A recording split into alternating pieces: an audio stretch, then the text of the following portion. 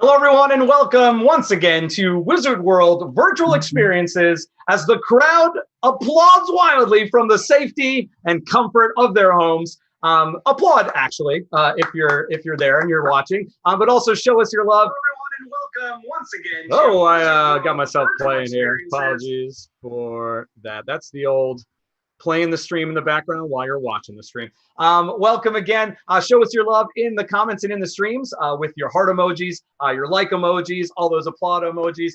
Let us know where you're watching from, city, state, country. We have folks watching from around the world enjoying this hashtag con life in the safety of their home. We are streaming to you live on Twitch, Facebook, and YouTube.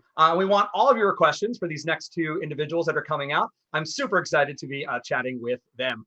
This panel is completely free, but there are some paid exclusive experiences you can participate in as well. So just head to that link at the bottom of the screen, wizd.me/virtual. Again, that's wizd.me/virtual, where you can click on the little picture there of the Family Ties cast, and it will take you to a portal where you can purchase one-on-one live video chats, which will happen immediately following the panel, autographs, and video recorded messages.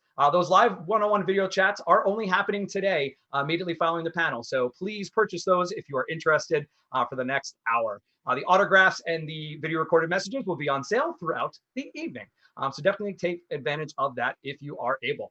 Also, if you are looking for some memorabilia from past virtual experiences or past conventions, we've got the store for you. Head to wizardworldvault.com. That's wizardworldvault.com to check out signed memorabilia, works of art, items from our vendors, all kinds of fun stuff there. So check that out as well. All right, I'm excited to bring this next two people out here. I grew up with this show, child of the 80s, and fell in love with it. And it definitely shaped my childhood. I felt like I grew along with the children of the series. But we're going to bring out those folks that played their parents. First up, please welcome this next actor, an American actor and producer known for her roles on the ABC drama series Family, five-time Emmy Award nominee, with one of her nominations coming for playing the title role in the 1992 TV film A Woman Scorned. Please welcome Elise Keaton herself, Meredith Baxter. Hello, hello. Hi, Meredith. How you doing? Thanks for being with us today. I'm stoked to be here. This is a new experience for me. It's very cool, very cool. We're glad to virtually have you here. Let's bring out next up American television, movie, and stage actor and comedian. We know him, and I personally love him specifically from the Tremors film franchise as Burt Gummer. But I grew up with him first as Stephen Keaton from the sitcom Family Ties. That's what we're here to talk about today. Please welcome Michael Gross to the virtual stage. Yay! Hello, great to be here. Thank you, honey, both for joining us. My gosh, how long has it been since both of you saw each other before all this went down? How long, Meredith? Probably not too long. Has it been a year? It's been close to a year. The last time, I think it was in April, actually, when we finished the last Love Letters. Meredith and I have been performing in several venues across the United States in a production of Love Letters together. It's a great excuse for us to, number one, do a great play, and maybe more importantly, just to connect with each other and have a week or two of silliness together on the road. And that's really what it amounts to. I know you started, it was 2018 or 2019, you started doing them periodically. And I know there was some scheduled for 2020. And obviously due to everything that's been going on and some other factors, there was probably one, maybe it was actually before everything, early in February. Is there, and I wanted to chat about this at the end, but I'd love to even talk about it a little now. Is there any sort of hope on the horizon of bringing Love Letters back once we're able to be in a theater again? That would certainly be my hope. Go ahead, Michael. You have some.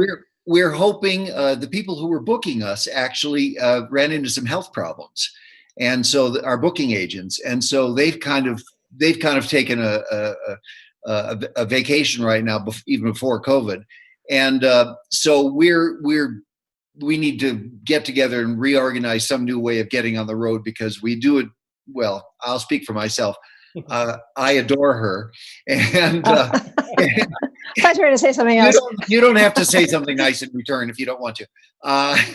No, and it's just always a pleasure to work with her, because the beauty of having known each other for something like 37 years, more than half my life, is that we know each other's work very well. We can anticipate each other's work.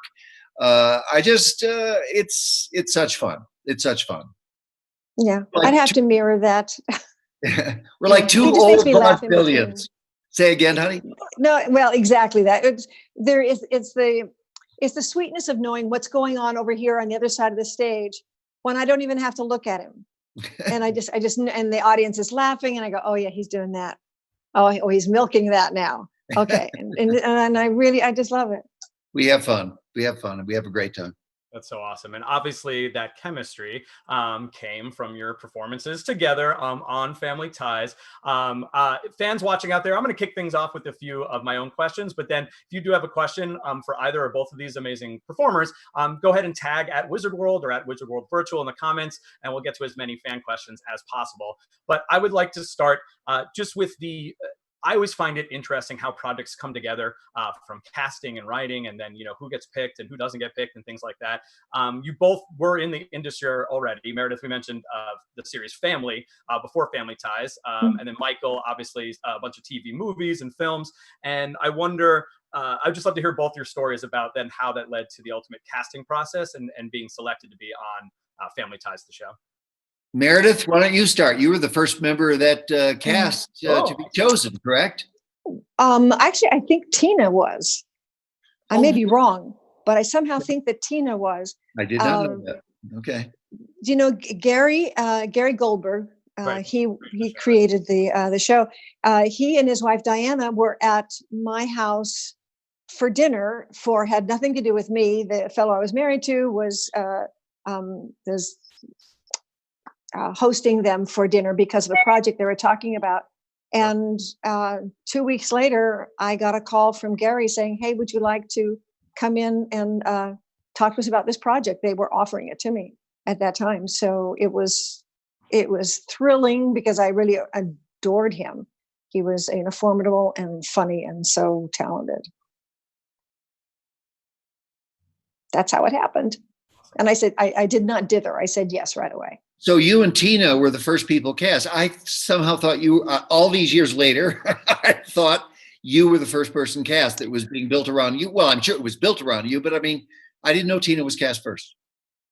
I may be wrong, but I think so. You're probably wrong. Well, if past is any indication, yes, you're right. Past is prelude. So Meredith, Michael, I want to get to your story too, obviously. But so since obviously we were saying the project was mostly built around your character and you being there, Meredith, were you doing a lot of the reads then up front with the other actors as they were bringing them in, or was that completely sort of done on the side? Well, in different projects I have participated, but in this, no, I had nothing to do with it. Interesting. Yeah. I did not set eyes on Meredith until we went to a photography session for the upfront. What do they call it? The credits. The opening credits of the show. We met for the first time. I was cast separately. I had never set eyes on her, nor she on me, or the deal wouldn't have worked out. I don't know that we met. We didn't meet at the Arboretum. We met. I remember meeting you on the stage at KCE, whatever that place was we first taped. Because I remember you walking in. Oh, you're right. You're right. We didn't know. Yeah. Okay. That's right.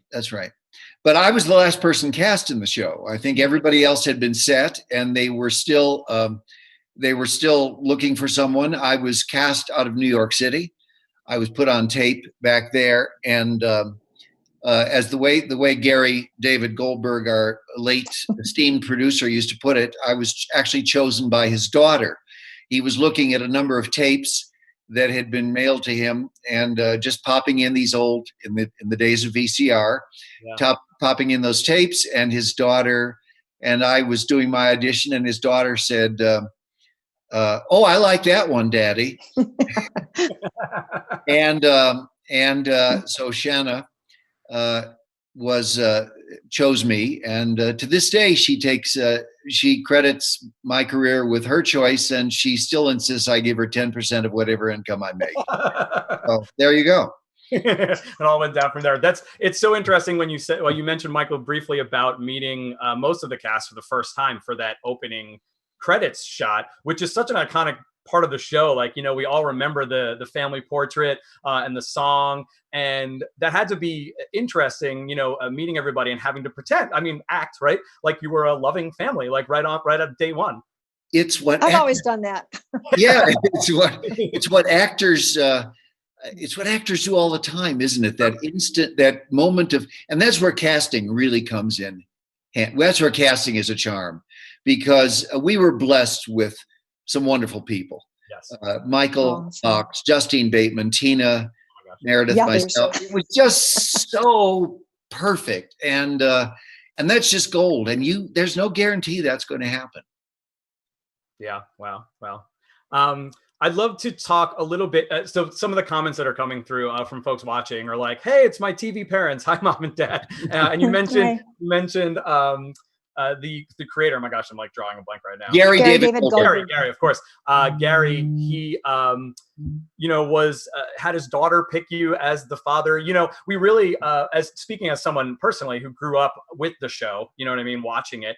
You really did become American, and there was a dearth of family shows, sitcoms out there, but it was something about Family Ties, at least, that stuck out to me. And you really became America's parents. We were following along with you. Was there ever a realization of that, or a moment where you thought, like, oh my gosh, like we're imparting our values now upon like American children, at that time? I don't know. Meredith, what about you? No, I never had any global perspective of what we were doing at all. I was just so in it at the time. Michael, did you have any sense?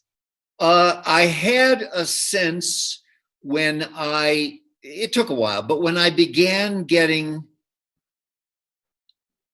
letters from kids, saying, "Oh yeah, I wish my dad were a little like you," or "I don't have a father," and I started to think to myself, we were popular because American families were not doing all that well sometimes, and that we know the divorce rate was high, and it always has been, and there were absentee parents. And so I think I began to get a sense from fan mail that there was a need out there. There was a crying need from people who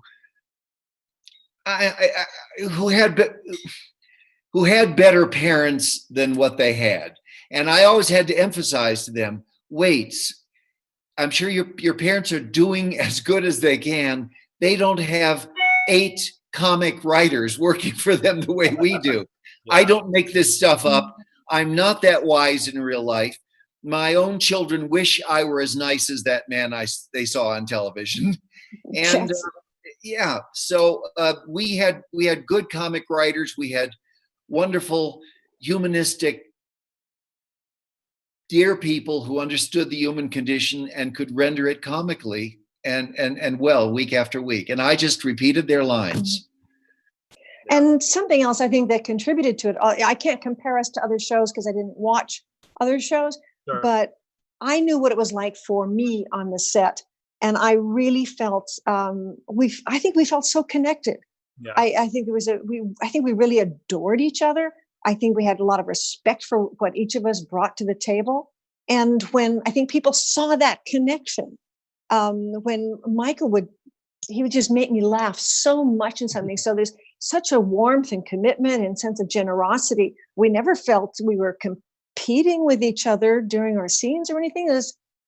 I wanted for them, and I think they wanted for me. And so you don't feel that in families all the time. There's a lot of bickering. We liked each other. And as I say, and I think it's so important these days, particularly where there's so much division in this country. We lived in a time in the 80s where there was a strong Republican administration run by Ronald Reagan, who, anyway, a lot of people disavow these days because he wasn't tough enough. He didn't draw lines in the sand the way some people do these days. Ronald Reagan was capable of compromise, as strong as his conservative bona fides were. And I look back at a time when we had a child who was extremely conservative. We were liberal parents, Yep. and we made it. It was a world in which people could disagree greatly, and yet people were not sent up to bed without dessert or dinner. We could disagree and we loved each other at the same time. And I think America could take a cue from that right now. We work better as a team. Yeah, no, and that was what was so beautiful about the show was, like you said, you mentioned, Michael, it was that liberalism versus conservatism. But at the end of the day, we were family. You were family. You know what I mean? And you were willing to listen to, open yourselves to listen to the other side. And that's why the show was so great, because it represented both sides. I love hearing the story about just Alex's character, Michael J. Fox's character, that was originally supposed to, be kind of not making fun of conservatism, but you know what I mean? Like the poking a jab, it was the juxtaposition of the parents versus the kids. And he became such an endearing character to both sides, you know what I mean? And both sides loved him for, opening the conversation and, having it be respectful on both ends. Exactly. And I think one of the, Meredith, you've heard me say this before, but I think one of the great hallmarks of the Michael J. Fox character was his conservatism, but it was conservatism with a heart. Yes. Those 1,000 points of light that George W. Bush talked about many years ago, and a compassionate conservatism, if you will. And his heart, he was a cutthroat character whose heart ultimately always won over his head. And it was fun to watch that conflict each week, which is why I think he was such a beautiful character, because the conflict was so interior between his hard-headed conservatism and the heart he had inherited from his parents. Yeah, and I think it's one of the reasons that he was a breakout character too, because the audiences came to know him, and they'd have a certain situation come up, and that if he was going to be pivotal in them, they knew where he was going. And they just wanted to watch it happen. They couldn't wait to watch it happen, because they wrote him beautifully and he played it beautifully, and he didn't disappoint. Yeah, amazing. And what's incredible is the lasting power that the show has had. I mean, my gosh, when it lasted for the 7 seasons that it did, and then but it's continued on syndication. Obviously, Nick at Night, TV Land, but then like Disney Channel. I think you can still watch it today, streaming on all the various services. Yeah. This is a fan question specifically from Chris Kylander watching. And we touched on it briefly, but why do you think Family Ties has continued to hold up today? A sentiment from Chris. Watched it recently, still love it. Such a great show and beautiful performances by both of you. And I'm just curious why you think that it's still so popular and relevant these days, and why we kind of harken back to it. I'd say for very much what we were talking about. Because of my experience and what people have said to me in the mail that I got was they tuned in for the love. They knew that was a loving place to be. Yeah. And I think you need a shot of that periodically. So there's nothing as universal as family. I absolutely agree. I always say to people, my mother was the first woman I ever knew. My father was the first man I ever knew. And those are things that are universal. Awesome. We talked a lot. The show is obviously a lot about family. It's in the title. We've talked about it a ton. Working with child actors or young actors. This is a question from Taylor, S. Taylor 111, watching on Twitch. Given your years of experience coming in from the business, what kind of advice did you have for the kids on the show, and how was it, working with these upcoming child actors? Oh, Meredith, you had had the most experience in front of the camera. I had been a stage person, so specifically in front of the camera. How did you address that? What did you say to them? Well, I wouldn't say it to the kids themselves, because I did work with a lot of children, and some of them were wonderful. Some of them were little automatons, which scared me. Some of them didn't want to be doing this. They didn't want to be here, and their parents were gung-ho that they become actors and expand their personality and their following, which I thought was terrible. I would tell the parents, find another, let them join a baseball team or something, get them in Little League, get them out of here. I just didn't see it as a place for a child so much. I didn't find myself offering a lot of advice for two reasons. Number one, No one asked you. Nobody asked my opinion. They all went, whatever he does, do the opposite. Yeah. No, Michael J. Fox was always older than he looked, so he was in many ways a young adult. He had experience on television before in Canada for the most part. And obviously he was had this roll by the tail the minute he stepped in. Justine Bateman's father was an acting coach, and so he was there. Tina Yothers' mother was always there, and Tina was, it was just they already had full families. I never felt as if they needed me as a parental figure. They had strong people in their lives. Michael J. Fox's parents were just adorable human beings who came to visit us periodically over time. It was great to see them. They lived in Canada and came down. And so I never felt as if I were standing in for somebody's parents, because they had good, strong parental figures and seemed to know what they were doing. That's awesome. Yeah, that's obviously, as you mentioned, Meredith, that's not always the case. With child actors in the business, which is a sad truth and a sad reality.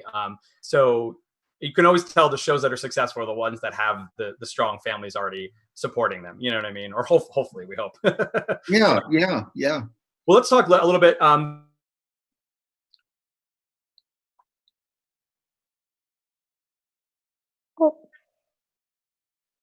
I just lost your audio, Mike. And they sort of lost the animated you. Yes, Mike's screen is frozen. Meredith, you want to talk about anything else at the moment while we're waiting for him? No, seriously. No, I must say the whole thing of parents. The kids seemed very accomplished. They were naturals at what they were doing. Sometimes people will ask me. I mean, certainly Michael did such extraordinary work on the show, but people will ask me sometimes, they say, who's one of your favorites? And in some ways, it was Justine Bateman, who was the furthest from her character in real life than anybody else. She's whip smart. Yeah. Brilliant young lady. And she played this mall rat. And so I always thought that I was credited her with her character going the furthest afield from whom she actually was, the person she actually was. And I think in some way it might have cost her too, emotionally. I think not that it's something I've really talked to her about, but I thought that was hard for her, because she was such a smart girl. Oh my God. And was playing someone who wasn't stupid, but was just really very shallow and did not reach very far. I think she looked to you for that. Well, I was a good model for that. Thank you. Yeah. Thank you for noticing. Well, I know Scott Valentine also, right, had not an issue, but had a bit of struggle with Nick too. I mean, so hilarious in the role, but coming in, and just having to play that dumb character again and kind of being ribbed on. It's got to be tough to just be the butt of the joke in a series, Oh, he was wonderful. I don't know. The introduction of Nick was huge for me, because up until that time, and I think Meredith and I both had this issue for a while. We were generically wonderful, nice, supportive parents, and liberal, accepting, and all that sort of thing. And Scott, the character of Nick, gave me someone to hate, which was really sort of wonderful, because it really put me in that role of the father for whom, number one, no young man is ever going to be good enough for your daughter. And then you bring in this guy, and you bring in somebody who's even worse than that. And it was the perfect comic foil. So I was forever grateful for that young man coming in, that character to come in. And Scott was a wonderful guy, and just the sweetest, able. It's tough to walk into an established show as a new character, but by God, he took the bull by the horns and off he went. I know. And to play a character that's so big, that's so outside, and not necessarily someone who draws your respect and admiration. It's just, he's a bit of a buffoon in some ways, but it was always with a reason. We always got to play something off it and learn something in the end. And usually it's maybe being able to take Stephen Keaton down a notch, which is always fun to watch. To help me be more accepting of, just somebody for who they were and for their heart instead of their, even I had those lessons to learn as a very liberal, accepting character, is don't accept somebody, accept somebody for not how much I love them, but how much they care for my daughter, you know? Yeah, so many awesome just values and life lessons in the show. That's why I ran for so long and why we still love it. We talked a little bit about like the main recurring characters, especially some of the ones that came in. But my gosh, the list of guest stars over the season, I'm just going to rattle them off because it's amazing. River Phoenix, Jeff Cohen, Corey Feldman, Tom Hanks, Martha Plimpton, Will Wheaton, David Faustino, Gina Davis, Chris McGlover. I mean, you can go on and on. Craig Moore, who's watching on Facebook, is wondering, was there a favorite guest star moment out of all these? And I know I'm giving you a long list of amazing people and having you pick a favorite guest star or memory from the show for all those amazing cast members that came on throughout the seasons. Well, the first one that jumps to mind for me would be Tom Hanks, because he already had such a following from Bosom Buddies. Sure. And I don't know if he did films by then, but he came in playing Elise's brother, and it was just so funny. He created this whole relationship, and he was the uncle to Alex, and they had a funny story going on. And the truth is that he was in 2 episodes, and my oldest daughter, had a terrible accident during the first week of the first show we did. And so when we shot the show on Friday evening of that week, I really wasn't emotionally present. So my regret is that I remember so little of what happened in that show. And I thought it was so funny in the rehearsals. But when we got to that night, I don't have any recollection. I haven't seen it. But he was just wonderful and generous, strong performance. It's very difficult for people to come in, again, like I was talking about Scott Valentine, for people to come into an established show. We're there every week. It's a popular show, and it can be a little intimidating to guests, but we had some really quality people who jumped right into it. You mentioned Gina Davis. That sticks out for me because that was so popular. It was another 2-part show, and she was a completely inept human being in the show. She was hired as a maid, and she could do nothing wrong. And so there were a lot of wonderful. As much as I loved comedy from character, there were a lot of crazy sight gags in that thing too. Toasters that didn't work, that projected pieces of toast across the room, and tables that were too short because she had cut off the legs. I mean, she had made faucets that she had fixed that sprayed in our faces. I mean, it was pure Lucille Ball comedy. But the things she did, everything went wrong. But that was fun. It was very visual comedy in those cases with Gina. And she was just, of course, lovely to work with. Again, before she had done some of her biggest work. And with Tom Hanks, of course, had done Bosom Buddies, but that was prior to doing Big, which was his, where he vaulted into some stardom. What was it like? This question comes from Acra23. We talked a little bit about how the show not reinvented itself. It was the same show, but, brought in some new characters, and obviously you get a new child, halfway through with Brian Bonsall coming in. What was that sort of pivot like at that moment in time, being being like, oh, you have another child here? Well, Meredith, that was a result of the fact that Meredith was in fact pregnant in real life. And we had to account for that, didn't we, Meredith? It'd have been odd not to. Yeah, yes. Right.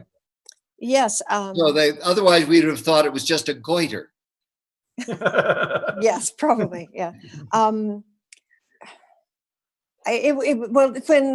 a while we just had a baby, For sure. We had 2 babies that we'd switch back and forth, but But that did bring about a very funny game that Michael started playing.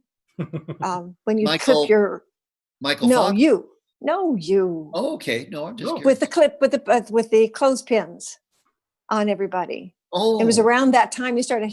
This is as it. See, none of this is going to sound funny here, but it was so funny during our rehearsal. We'd be playing a scene, and someone would turn around, and all of a sudden you see, they have a clothespin hanging in from their back, maybe just one, maybe more. And it was because Michael has been doing this to people, and they don't even know they have the stuff hanging from him.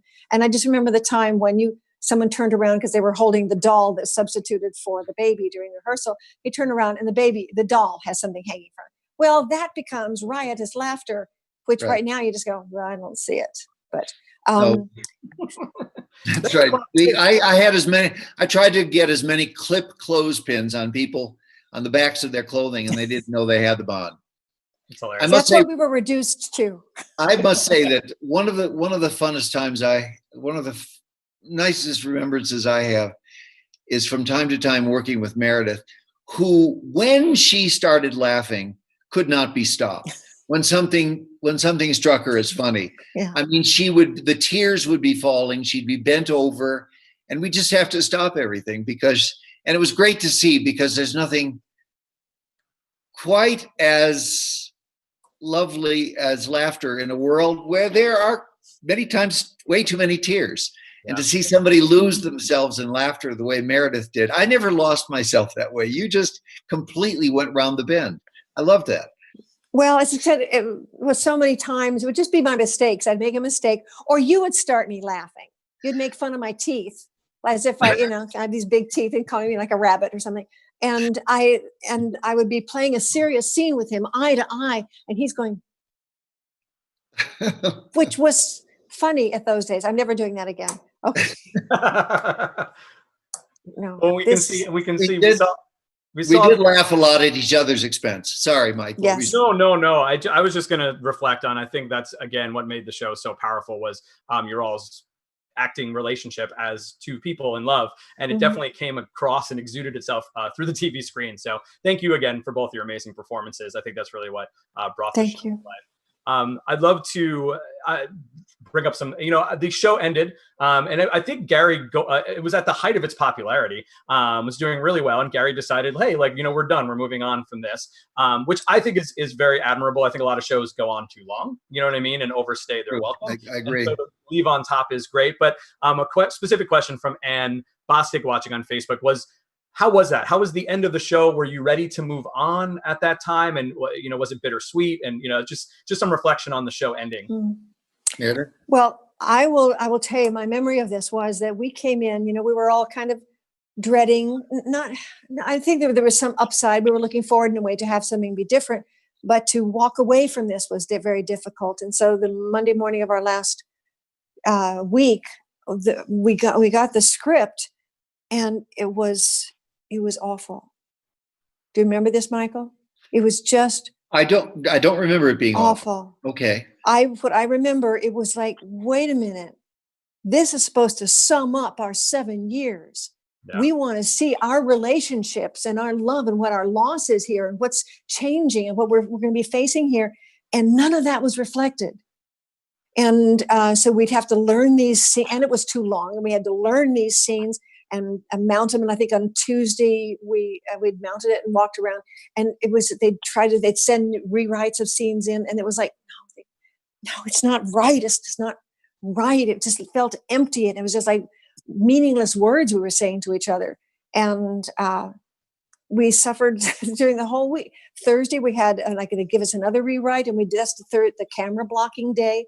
Right. And we plowed through the whole show, getting this set for camera with words. I mean, I was just beside myself. I didn't know how we were going to do that. Are we really going to go out with something like this that does not speak to any of what has been the sum of our experience?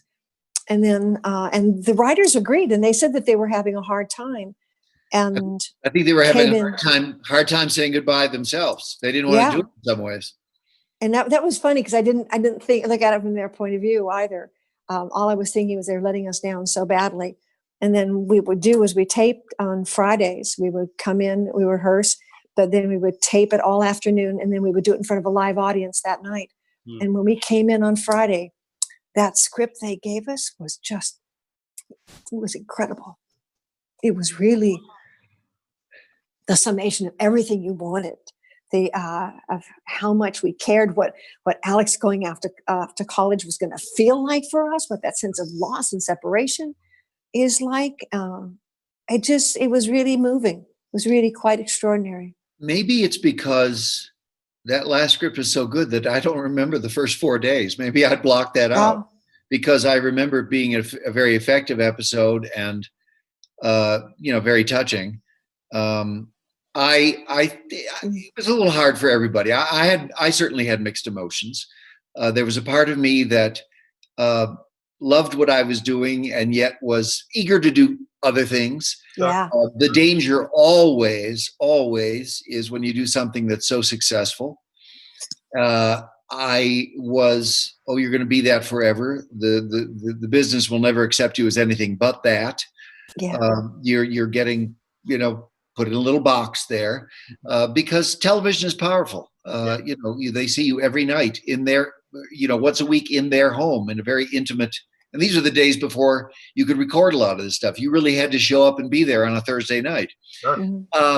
With your family watching, Yeah. Yeah. Part of me loved it and part of me wanted out because maybe because of my stage background, I had essentially been an actor who played 7 characters in 1 year rather than playing one character for 7 years.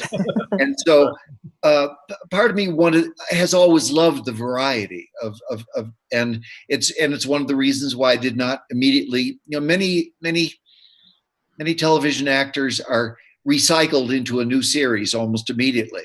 And I resisted all of those. There was some talk about, well, why don't we recycle you into another series? And I didn't want to do series television again. I wanted to go out and do a variety of things. My choice.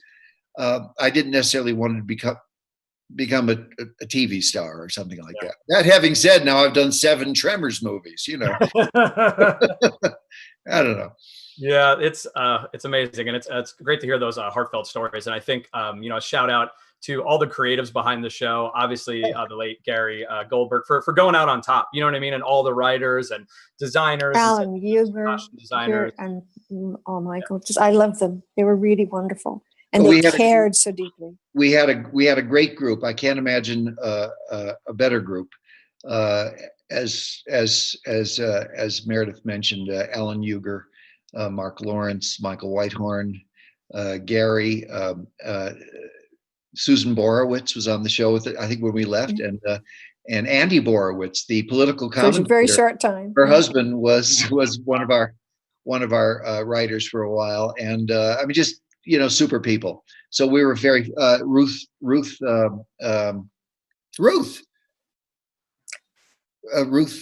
Oh my God. Bader Ginsburg. That's where I was going to. I was like, no, exactly. I'm sorry for not mentioning, everyone. I can't remember her name. Extraordinary people. So, we were blessed to have a great group, and people will still come to me and say, the way it resonates today. I've had people stop me and say, when I have trouble with my family or my kids, I think, what would Stephen Keaton do? And again, I have to say, I didn't write it. You have to ask those actors. I just repeated the wonderful material they gave me. Amazing.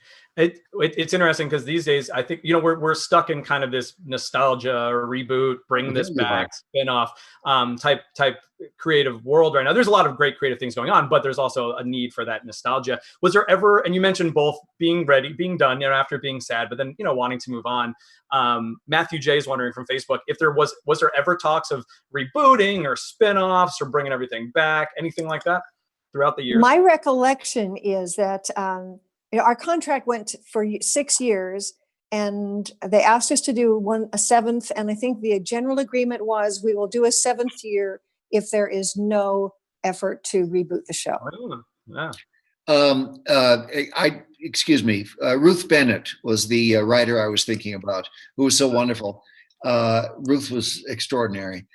And yes, I will echo what Meredith said. Nobody wanted to do this again.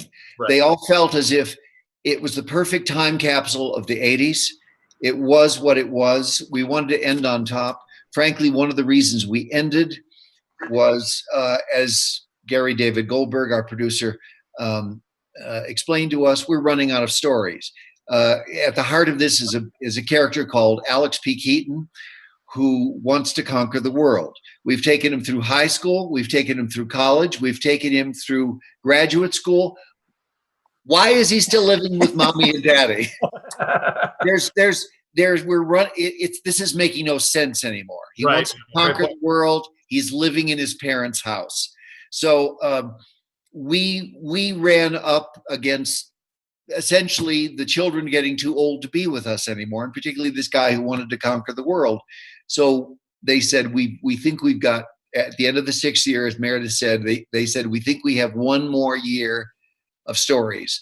But after that, we're running out of things to say. It's just not making sense. The Cosby Show, of course, handled that by having their children have children of their own. And so the Cosbys became grandparents. Our children were not old enough to impregnate. So, although you tried.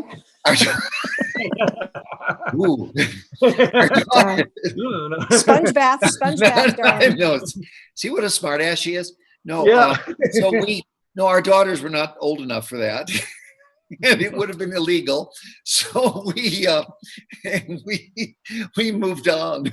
There was some it's funny you bring it up, and we don't need to get into all those things, but there was some interesting topics that came on the show, some hard-hitting things. It wasn't just dealing with, it wasn't just like, oh, everything's fine, we're a happy family. They were dealing with a lot of issues that still, pervade society. I wonder, and we're almost out of time. My gosh, we could talk for hours, and this would be. By the way, this is water. This is not Clorox.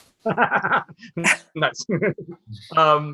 We've got about 5 minutes left. I want to remind the fans really quickly that if you do want to purchase those one-on-one private video chats, those are happening immediately following the panel after we give our actors a break. So please, this is your last opportunity in the next 15 or 20 minutes to take advantage of those. But we're sort of getting there a little bit.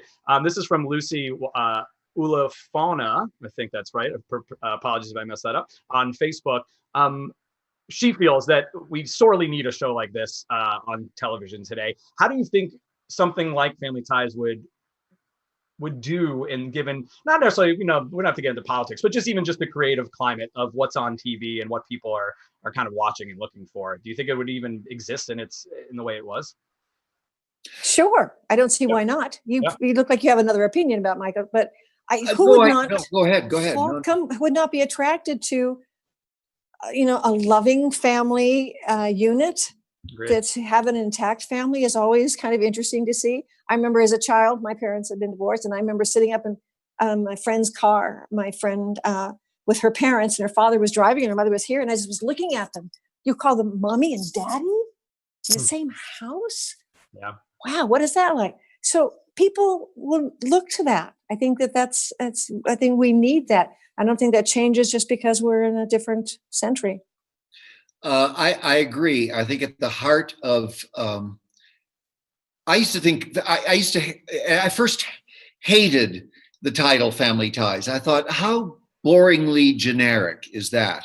And then as the show went on, I began to appreciate it more, because there were so many differences in the family, how to approach life, not just the liberalism and conservatism, but, the 60s versus the 80s, times changing, music changing, all those things, that generational differences that people go through. And I thought there's so many differences, but it really is about the ties of love that are much stronger than any of the differences.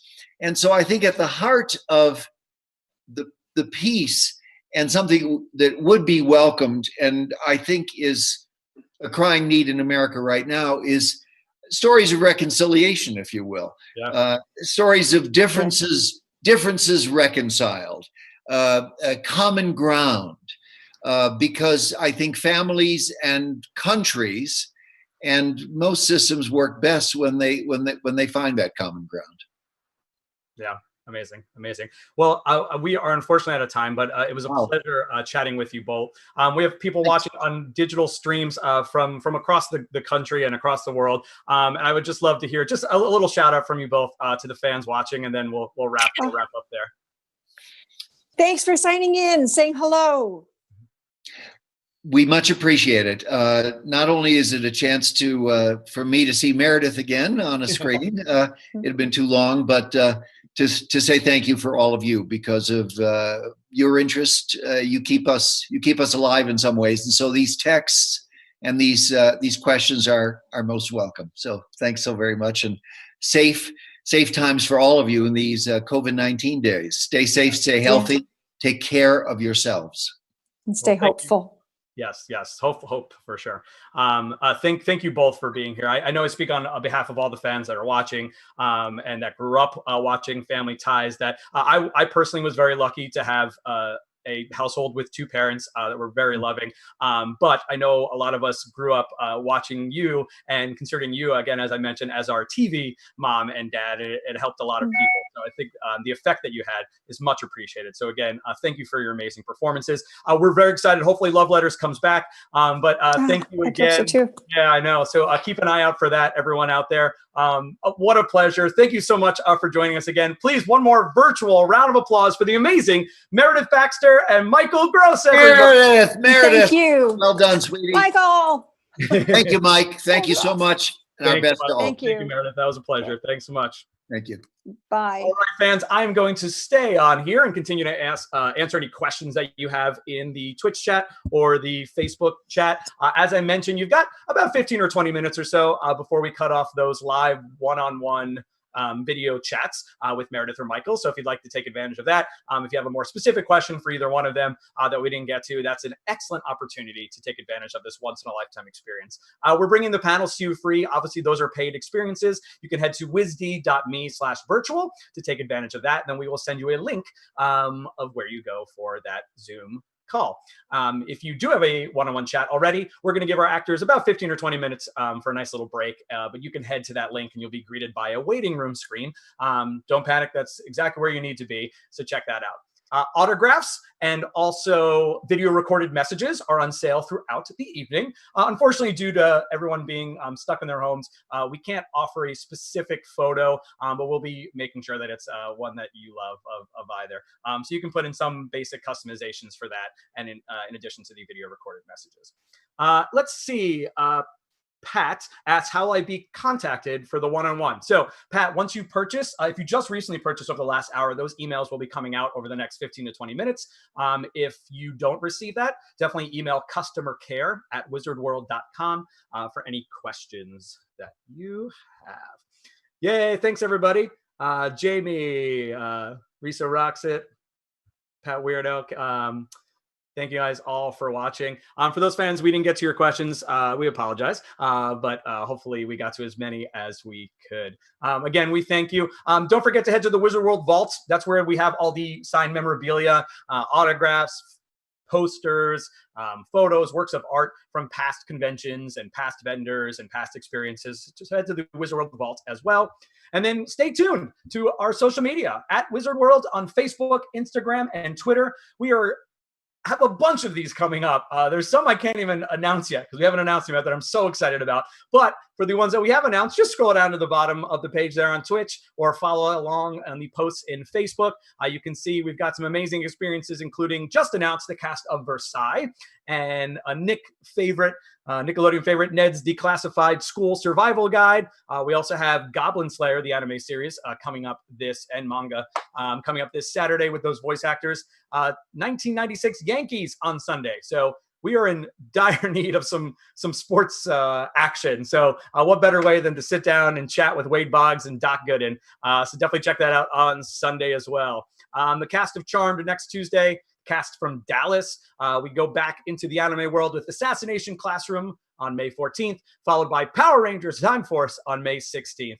So again, check out all those amazing experiences, and we will see you next time on behalf of Wizard World Virtual Experiences. My name is Mike G.